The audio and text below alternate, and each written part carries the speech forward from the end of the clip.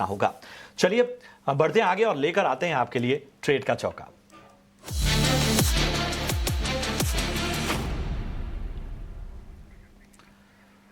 तो अमोल, अब मैं आपके पास आना चाहूंगा। बताइए ट्रेडिंग के लिहाज से इस शानदार मार्केट में कहां मौके खोज रहे हैं आप?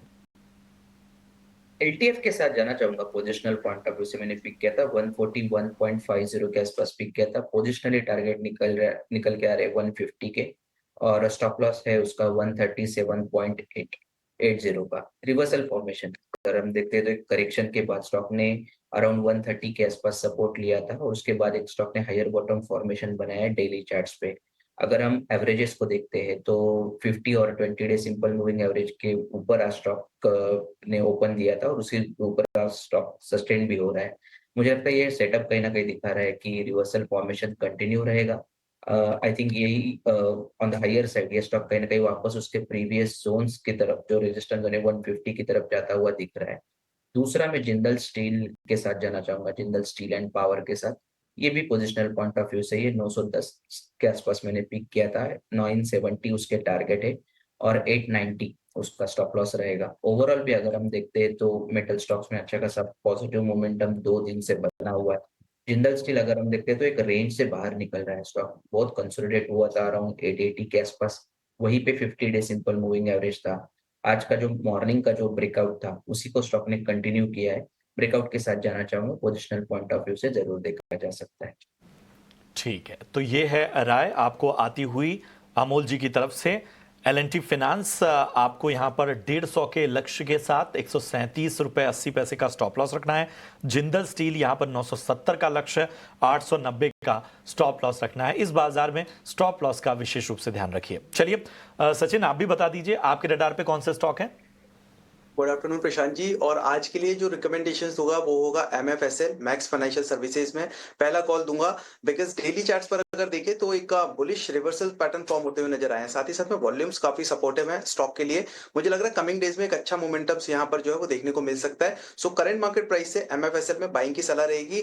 1005 एक स्टॉप लॉस प्लेस करना होगा। अपसाइड पोटेंशियल्स करीब 1090 और 1100 तक के लिए मुझे लगता है, जो कि कमिंग डेज में देखने को मिल सकता है। फिर दूसरा स्टॉक यहाँ पर जो है वो है मॉइल। और डेली चार्ट्स पर यहाँ पर भी देखें सो एक ट्रिपल बॉटम जैसे पैटर्न्स के ब्रेकआउट्स कंफर्म होते हुए नजर आ रहे हैं।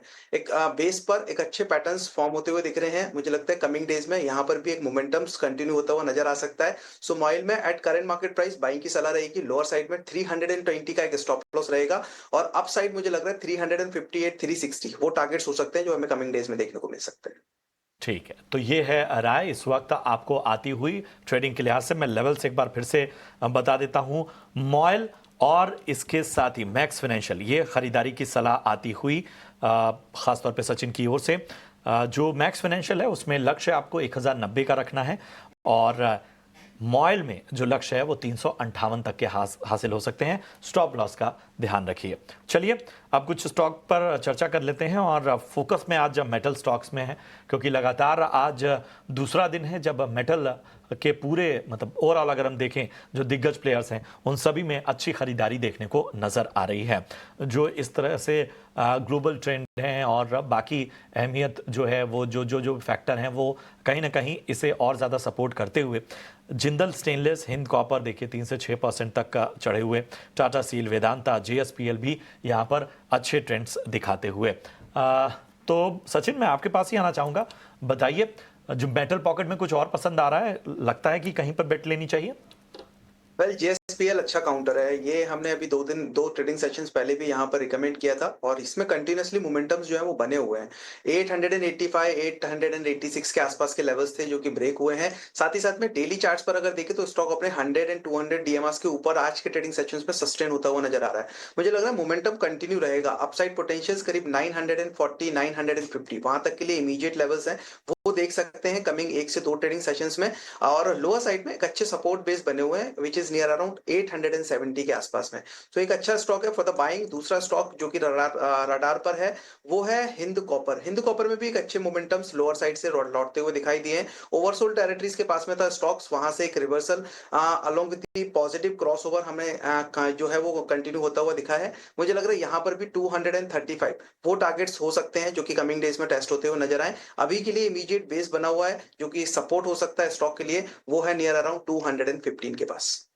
सर आपको इन दोनों स्टॉक में क्या करना चाहिए, आप बताइए।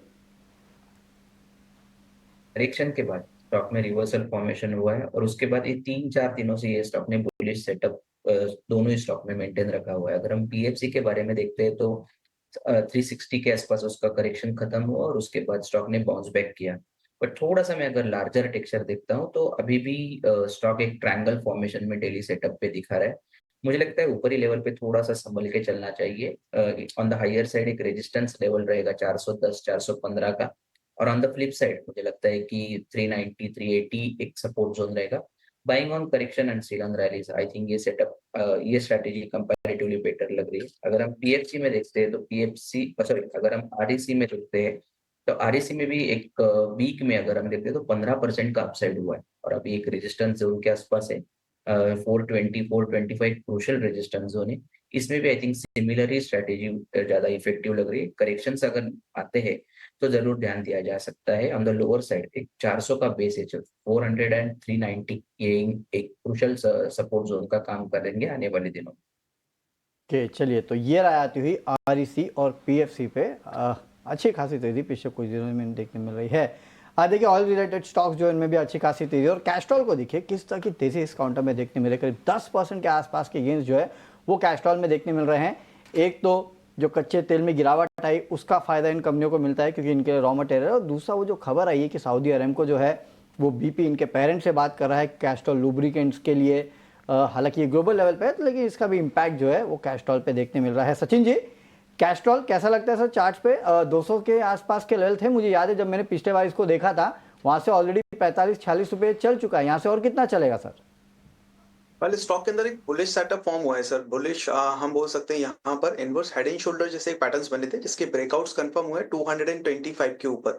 सो स्टॉक ऑलरेडी आज के ट्रेडिंग सेशंस में उस ब्रेकआउट लेवल के ऊपर सस्टेन करता हुआ दिखाई दे रहा है। साथ ही साथ में वॉल्यूम्स काफी सपोर्टिव है। मुझे लगता है ये जो मोमेंटम है थोड़ा सा और कंटिन्यू हो सकता है अपसाइड में, और नेक्स्ट लेवल हो सकता है स्टॉक के करीब 255 260 के। सो वो कमिंग डेज में टारगेट्स हो सकते हैं यहाँ तक स्टॉक्स पहुंचता हुआ नजर आए। अभी के लिए एक अच्छा सपोर्ट, एक अच्छे बेस 225 जो कि ब्रेकआउट होते हुए नजर आए, उन लेवल्स पर एक सपोर्ट्स लेवल बने हुए हैं, सपोर्ट जोन बने हुए हैं। तो ये है कैस्ट्रॉल इंडिया पर आपको राय मिलती हुई। चलिए बढ़ते हैं आगे। एक और सेक्टर में हो रही है, लगातार हम चर्चा करें फार्मा सेक्टर पर एक निगाह डालते हैं। और आप देखिए कि फार्मा में साफ तौर पर रौनक जिस तरह से लौटी, और फार्मा में ये रौनक ये वोलेटाइल मार्केट में बीच बीच में लॉरेस लैब और बाकी स्टॉक थे वो बेहतर दिखा रहे थे, लेकिन आज देखिए Gland Pharma, Granules, Cipla, Zydus Life, Torrent Pharma, Laurus Lab, Sun Pharma सब ऊपर से नीचे, और विंडो फार्मा को भी छोड़ लीजिए, सब ऊपर से नीचे तक का बेहतरीन यहाँ पर तेजी दिखाते हुए। तो बताइए सचिन, फार्मा में क्या पसंद आ रहा है आपको? Well Prashant ji, pharma stocks में अगर फार्मा स्पेस में मैं देखूं तो मुझे जो स्टॉक पसंद आ रहा है वो है सिप्ला। लोअर साइड से एक अच्छी रिकवरी मिली है, बेस इमीडिएट फॉर्म करता हुआ नजर आया अराउंड द लेवल ऑफ 1390, और उस लेवल से जो है वो स्टॉक के अंदर रिवर्सल दिख रहा है। मुझे लग रहा है अपकमिंग टारगेट्स हो सकते हैं, इमीडिएट टारगेट्स की अगर हम बात करें यहाँ पे तो वो करीब 1500 के हो सकते हैं। 1500 के अराउंड अगर स्टॉक सस्टेन कर गया तो फिर पॉसिबली 1550 1570 तक के भी टारगेट्स को रीच करता हुआ नजर आ सकता है। सो ये पहला स्टॉक है जो कि मुझे फार्मा से पसंद आ रहा है। दूसरा स्टॉक जो कि पिछले कुछ टाइम से कंटिन्यूसली जो है वो रडार पर है, और हालांकि आज के ट्रेडिंग सेशंस में थोड़ा सा जो है वो यहाँ पर करीब 1% 0.5% के आसपास का गेन होल्ड करता हुआ दिख रहा है। स्टॉक का नाम है ग्लेनमार्क फार्मा भी लोअर लेवल से एक अच्छा रिबाउंड कंटिन्यू करता हुआ दिखाई दिया है। 100 डीएमएस के ऊपर स्टॉक सस्टेन करता हुआ प्रीवियस ट्रेडिंग सेशंस में नजर आया था, आज भी उसके ऊपर ही होल्ड करता हुआ दिखाई दे रहा है। पॉसिबली अपसाइड टारगेट्स यहाँ पर करीब 1440 1450 उन लेवल्स तक के इमीडिएट टारगेट्स जो है वो कमिंग डेज में पर्टिकुलर स्टॉक के अंदर देखने को मिल सकते हैं। सो सिप्ला एंड ग्लेनमार्क अच्छे लाइक कैंडिडेट हो सकते हैं फॉर द बाइंग। तो सिप्ला और ग्लेनमार्क फार्मा ये अच्छे लग रहे हैं फिलहाल सचिन को। और चलिए बढ़ते हैं अमूल की तरफ। अमूल, जरा एफएमसीजी को भी अपने रडार पे ले आइए। मैरिको देख रहे हैं